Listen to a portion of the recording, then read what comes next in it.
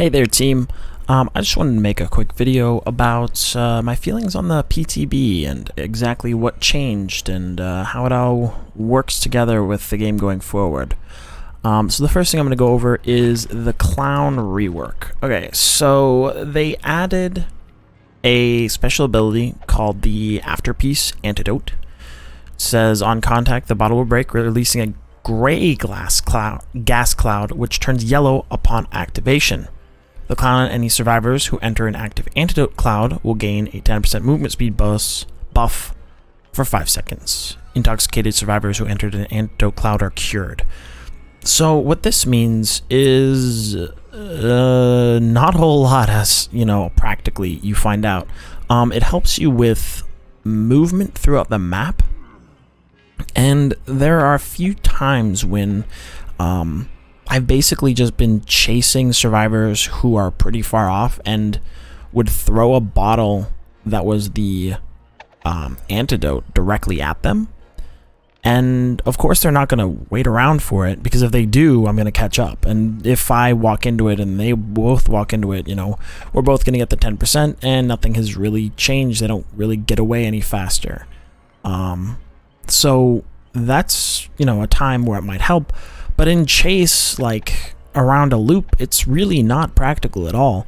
You'd be better off just playing Clown as he's normally played.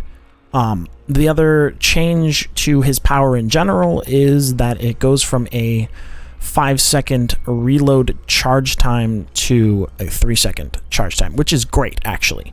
I think that this is actually what he needed in order to become maybe not like top tier viable or whatever, but you know, like pretty good. Like, feels better this way. This way you don't, you know, have to go through and use one reload or even 2 reload add-ons just to recharge your bottles in time.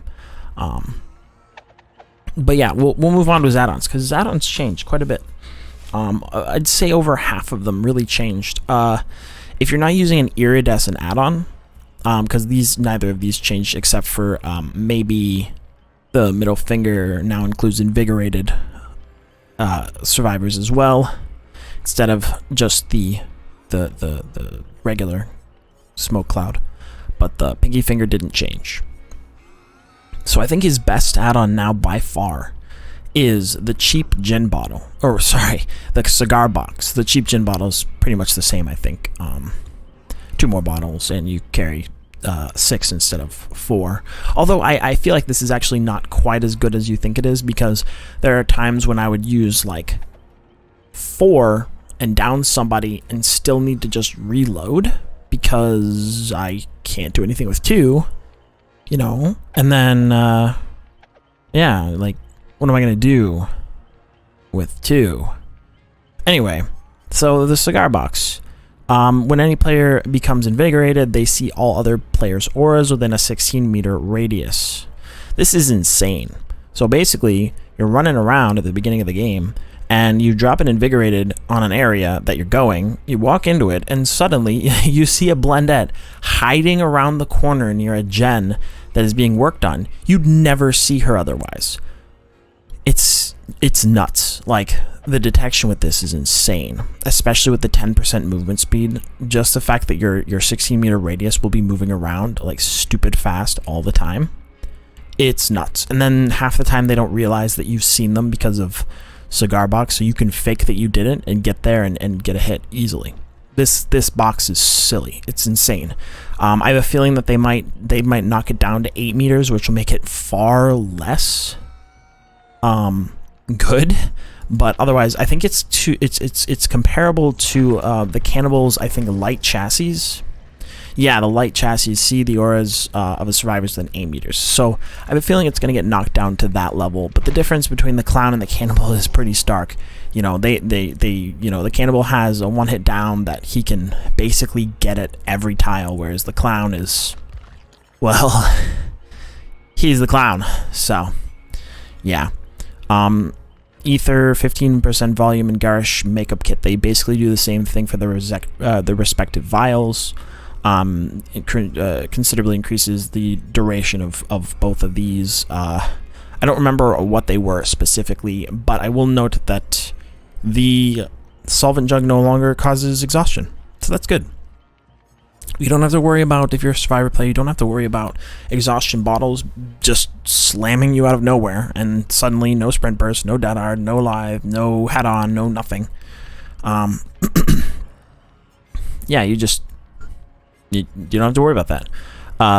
The bottle of chloroform moderately expands the after-peace tonic area. I have a feeling that was somewhere. I don't know if it was green. It might have been the cigar box before. I don't remember. I think that's an add-on that was still was there before, but they just changed it. Flask of bleach, not changed. Smelly inner soles. This was I think it was a yellow or brown add-on or both that they crammed into one, moderately increasing movement speed while reloading bottles. Now, I tried Smelly Inner Souls and the Stopper. The Thick Cork Stopper, which is the only reload time add-on now. It takes it from a 3 to a 2 seconds, I believe, which is really good still. I tried this, and like, if you're chasing someone and you're using both of these, you pretty much don't lose any chase time. Like, the amount of chase time you lose is very little. If they're at a chase and you reload while this is doing and they leave, you can get a hit. I had that happen a few times while I was testing. So that's don't underestimate this this combo. The Spirit of Hartshorn is a new add-on technically, but it just increases the antidote area, similar to the bottle of chloroform, just for the antidote. Sulfuric acid vial. The intoxicated target suffers from mangled status effects. So what this is I think this existed before. The difference is I think it only lasted about 90 seconds, whereas with mangled now, mangled no longer goes away after 90 seconds. It no longer has a timer. It's always there unless you get healed, which is like really fantastic because that affects other things like the Legion in their defaced smiley pin, which is, yeah, that makes this defaced smiley pin even better.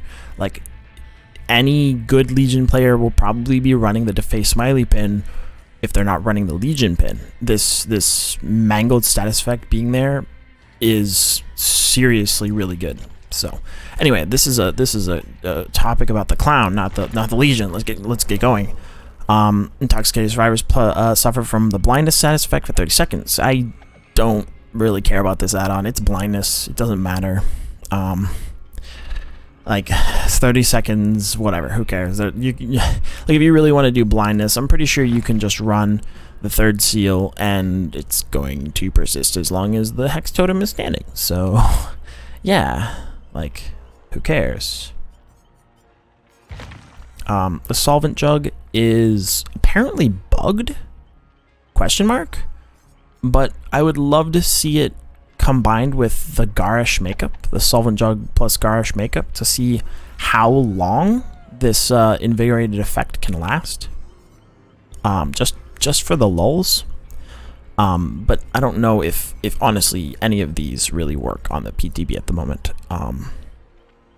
Yeah, anyway, the Starling Feather moderately decreases cooldown between the bottle throws. Whenever I was using this, I didn't really see or feel a difference whenever I used it. It doesn't matter too much, but I mean, I guess, you know, use it if you want. Sticky soda bottle, +1 bottle, good. Now for the brown add-ons that, as in, you know, now behavior fashion, they changed these to be something interesting. Of course, the bottle cork open or stopper, I already went over that a little bit. It's just reload time.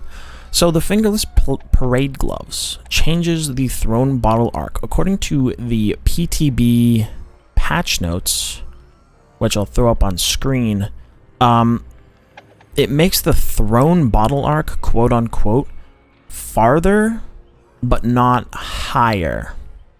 What this means practically in game is that with this on, you now throw it like a baseball fastball instead of like a baseball like outfielder throwing it high up into the air to get it as far as possible, right? So like in order to go straight at them, you no longer have to look down with this. You just throw it at them and it goes wherever you think it is going to go. So that's nice. I played a game where I used it with the pinky finger, and I felt like it got a little bit easier to hit things because it just went where it should intuitively go with the fingerless parade gloves, which is nice. Unfortunately, the fact that this is in a add-on is kind of unfortunate. I would love this to kind of be his default throne arc, just so that his bottle throwing makes sense. And then I could use any one of these combination of add-ons and still have that arc. But party bottle. Party bottles emit confetti when they break, in addition to their usual gas effect. Yeah, so if you've ever been a survivor and you healed with the 4th anniversary medkit, or you get a blind with the 4th anniversary flashlight, and you get that, and it has like confetti that blow out, that's what this does. It literally makes that sound if you get a hit in it, I think is what it is, or if you walk in it or something like that. It'll it has this confetti, and it makes that sort of party noise. So that's fun. I mean, if you're running around and you're using no add-ons, but you use the party bottle just for lulz, like, nobody's gonna get mad at you. Awards 100 extra blood points if you hit somebody with it, which is funny. So Robin Feather slightly decreases cooldown between bottle throws. You know, I should have tested this, because I don't know if is that the same. Oh, okay, yeah, no, never mind. It's the same as the Starling Feather. Maybe I should have tested the Robin Feather and the Starling Feather together, just to see if that makes a difference between the cooldown time between bottle throws. But like, there's never a time when I need to like spam bottles, unless this also reduces the time between like a bottle wind up and going back to your weapon to hit people with. I don't know. It's an odd add-on, because I feel like it doesn't really do too much. But an all-time classic, VHS porn. You won't see things quite the same again. So it just switches the tonic and the antidote cloud color. I suppose that this will mess with people once, because they'll see a yellow cloud and think, "Oh, I'm gonna run over there and get speed," and then suddenly they're slow. But the problem is every time you throw a slow gas bottle, it doesn't change from gray to yellow or gray to purple. It just is that color. Whereas with the antidote, it goes to gray, and then gray first, and then whichever color, if you have VHS porn or whatever, purple or yellow. So it makes it really easy to know which is which if you're a survivor paying attention. So I feel like this doesn't have any practical effect other than like, heh, I changed the colors. What are you gonna do about it? But yeah. So those are the add-ons. I feel like this is a general like overall buff to the clown. He's gonna be a bit more fun to play, just because he zooms a little bit more, and you know, it gives him a little bit of a buff just to his speed and going around the map with the antidotes. So that's nice. I mean, it makes him a little bit more viable and less like grueling to play, which is really all he needed. I don't think it like buffed him like to be overpowered beyond belief. So yeah, I think that's good. That's a good thing for the game. So minor changes to the Trapper and the Wraith. The Trapper, basically they made it so that his traps are more difficult to get out of. The first 3, and then 4 it's to normal, and then past that it's easier to get out of it. How this affects things like, well, of course, he also has a mangled effect add-on, so that's going to be nice. Instead of just a limited time, it mangles them forever. Let's see here, there is one. I think it's yeah. See, fastening tools moderately reduces the chances of escaping a bear trap. I'm fairly certain that all of these rescue and escape time and chances time These are all disarm time, huh? Oh, here we go. Wax brick, and I think it's only wax brick and fastening tools. Those are the only two that reduce the chances of escaping. What I think this does practically is essentially past 4, or past 3 at least, 2, 4, and maybe a little bit beyond. It goes down just a little bit, but the key time is 1 to 4, right? So I don't think you're going to be using wax brick more now. I think that just the base time is gonna be enough to make a difference. This is a great, just like, quality of life change for the trapper. I do wish they would have added, you know, an inborn trapper sack. Like, you know, bring him into this sentry, please. We would like to hold more than 1 bag. I have 2 hands, after all. Anyway, the Wraith. It was, I don't know if it says on here, but it changes where they can see him, which is nice. I think it's anything past 16 meters is like, it kind of goes in and out like Freddy does at 20 till 24 meters, and then 24 meters he's completely invisible no matter how far or like how much he's moving, which is really nice. I mean, I think it's just a small minor thing, but I mean, anything to help the guy. He struggles against even like non-SWF good survivors, so yeah. The map changes are quite interesting. So they changed the Gideon Meat Plant, which is the game, and they changed the Asylum maps, which would be Father Campbell's Chapel and the Asylum itself. So what do I think of these? Well, I never actually played on the Asylum in all of the PTB, and I was going to go back and check it, but I already uninstalled the game, so it's pretty awkward. Anyway, so in my experience, the game, I think it's actually stronger for survivors, which is nuts, considering the entire top floor is open now. There's hardly any walls, which is really nice.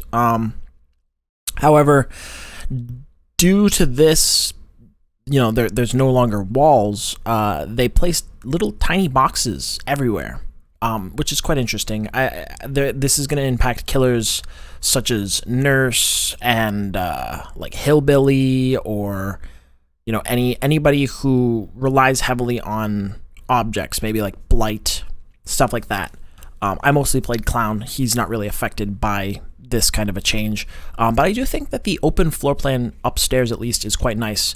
Along the outsides, in some of the doors where they open, where the generators open the doors, there are now breakable walls, which feels like you don't really care about opening them. Like, it's really nice just to be able to get around, just break them and get it over with. But other than that, I'm not sure it really matters too much. Father Campbell's Chapel. I don't know why I keep mixing that up. Father Campbell's Chapel. It feels weaker for the survivors, like way weaker. Like almost all of the loops that aren't your basic maze tiles are really weak. Pallets weaker. This is maybe a good thing. I don't think that the chapel itself got any like significant changes. Maybe there's a breakable wall that spawns every now and then on the bottom floor. Otherwise, I don't think there's any changes really at all. I was told that the asylum itself has become like insane for survivors. Which, I mean, that building was bonkers before they might have even edited anything. So yeah, I don't know how much that's gonna really change. If they didn't change anything in the church, they're probably not gonna change anything in the asylum. But if they gave the outside the weak palette treatment, then maybe it'll balance things out a little bit. So yeah, I'm kind of excited to move forward. Hopefully, being a Blight player, it doesn't really affect too many things with that in terms of like bouncing off of objects. Hopefully there are no like car hoods that I have to worry about. So yeah, hopefully this is pretty good for everything. So survivors, they didn't really change a whole lot, other than their animations. So the animation change is great, I think. A lot of people hate it. On a practical note, I would say it doesn't really feel that much different when you're playing it. Like, just in a chase, you're not really doing a whole lot different. However, like, you can no longer like 360 people, quote unquote, because your character doesn't whip around fast enough, which I think is generally a good thing. The fact that you can just like disappear if you're a blendette on the correct map by wiggling your character back and forth because of the killer's inborn FOV without like any mods to the game in terms of any like stretched res or screen lightning, or if they're running on anything higher than low graphics, like you just disappear as a dark character. Like anybody wearing like P3 clothes, like P3 Jake or P3 Claudette, or you know, anything really. Like the fact that in the base game, like you've been able to do that is kind of insane.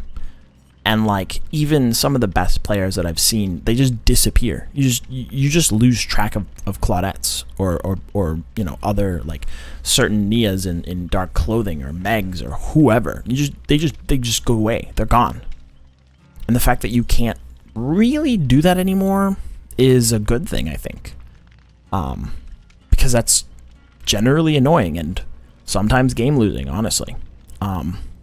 Things like the animation where they're just standing there, until they iron it out a little bit more, it's going to be rather creepy because it makes people look odd. Like, I played a game where I was running from one side of the map and I just dashed over to where my Tinkerer was going off, and like when I got there, there were 3 people creepily standing around a gen.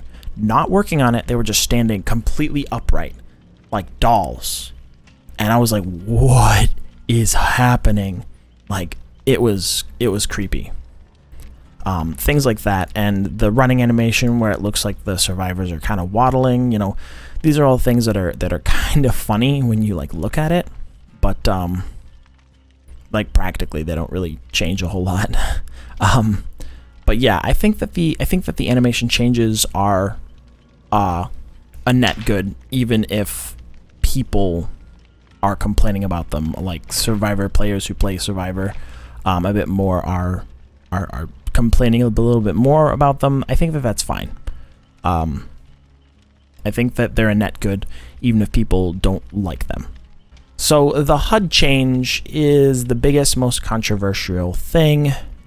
I'm not going to say that I like it, because I don't. The fact that, like, I have to look up in the top left to find who's hurt and who's not, and the hurt and the not images are not, you know, different enough to know just at like the quickest of glances is bad.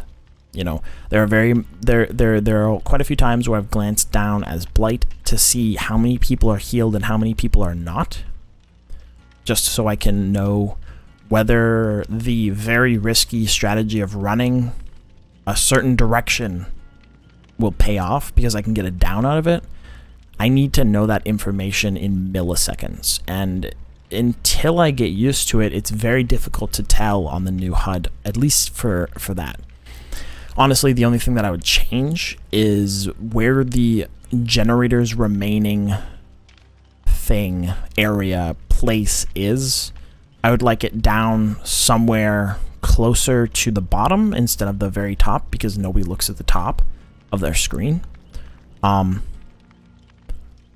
I'm obviously going to, I mean, maybe not obviously, but I'm going to echo what pretty much everyone else has said, and I think that they didn't need to change an already good and working thing. I sort of understand that they wanted to, quote-unquote, bring the visuals into this century, but or, you know, this year or whatever. But, like, I don't know if this was the way. So I'm just going to side with everyone else and say this is something that they wanted, and they didn't really take any design advice from everyone. They just made the decision and said, make it work. So, yeah, I think that that's kind of a net negative until people generally get used to it. In closing, I think that this is a pretty good PTB. I don't know if anybody, other than like some of the server problems where, you know, people are in like China and Russia and the UK are getting matched with people in like California and, you know, other states from across the world, like getting some ridiculous pings and all that stuff. Like, I don't really care about any of that stuff, but just the actual content of the game is what I care about. In that sense, I think that the PTB is really good. Outside of the HUD changes, which eventually I'm hoping that it either goes modular or, you know, whatever, we're just gonna have to get used to it. That's it.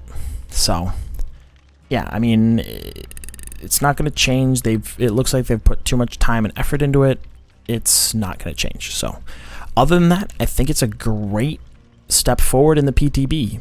You know, there's not a whole lot bad about this content-wise and balance-wise. The clown is going to be interesting from now on. So, all right, yeah, thank you guys so much for watching. If you like this video, please give it a thumbs up. If you want to subscribe for more of this sort of content and other things, please hit that subscribe button. Leave me a comment on what I should do next, and have a good one, you guys. See you in the next video.